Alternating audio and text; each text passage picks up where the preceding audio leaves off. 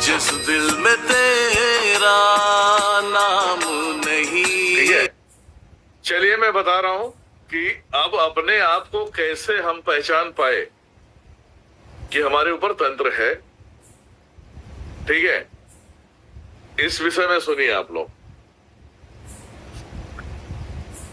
जब आपके घर में चिड़चिड़ापन स्टार्ट हो जाए, चिड़चिड़ापन स्टार्ट होने का मतलब समझते हो कि घर में ही माता पिता से या पत्नी से या बच्चों से हम सीधी मुंह बातें नहीं करते, हमेशा डिस्टर्ब रहते हैं।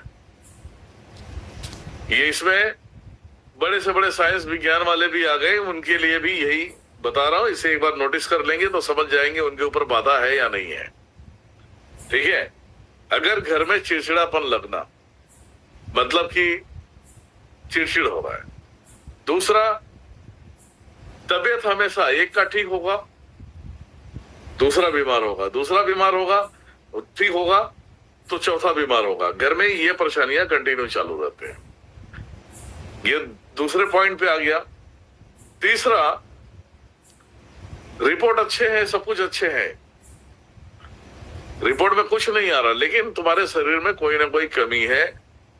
शरीर में कहीं एसिडिटी की बीमारी आ जाना, या नस खिंच जाना, या सर पूरी तरह से जकड़ लेना, ये अगर तुम्हें लगता है तो समझ जाना तंत्र है।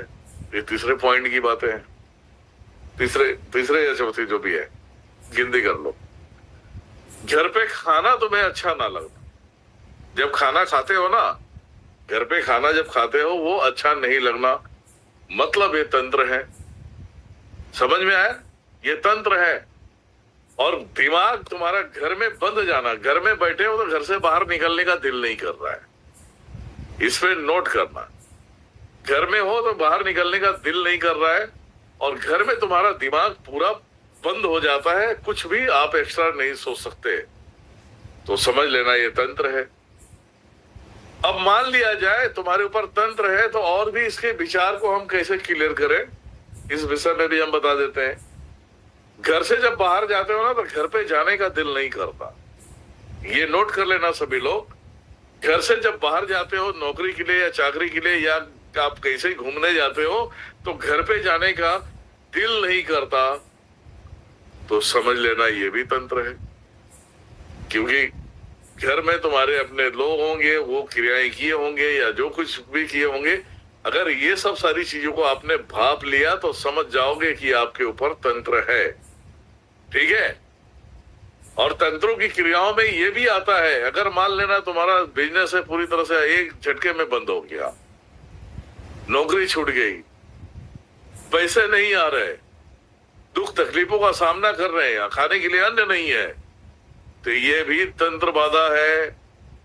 ये हमेशा ध्यान में रखना। जुड़ो महेश, ये हमेशा ध्यान रखना।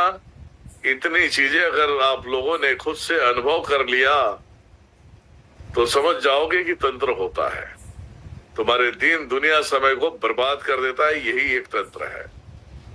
और जितने लोग लाइफ में जुड़ते हैं वो कहीं ना कहीं इन्हीं सभी परेशानियों से परेशान है, इसलिए जुड़ते हैं।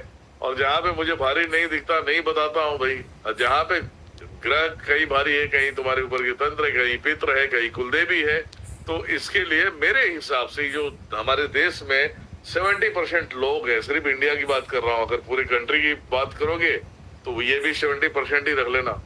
ठीक है, इतने लोग सब पीड़ित हैं और ये कहते हैं कि हम मानते नहीं भगवान को, और समय ऐसे ही खराब हो जाता है। ये भी इनको आपस में समझ लेना चाहिए, वीडियो देखने के बाद ज्ञान लेना चाहिए, उसके बाद जो दुनियादारी करनी है करो। लेकिन बेटा, तंत्रों से कोई नहीं बचा है, ना बच पाएगा। मैं जब बोलता हूं तो सत्यता के आधार पे बोलता हूं। अब जिसे मानना है माने, जिसे नहीं मानना है, इन सभी आदतों को देख ले एक बार अपने शरीर के अंदर और परिवार के अंदर, घर के अंदर।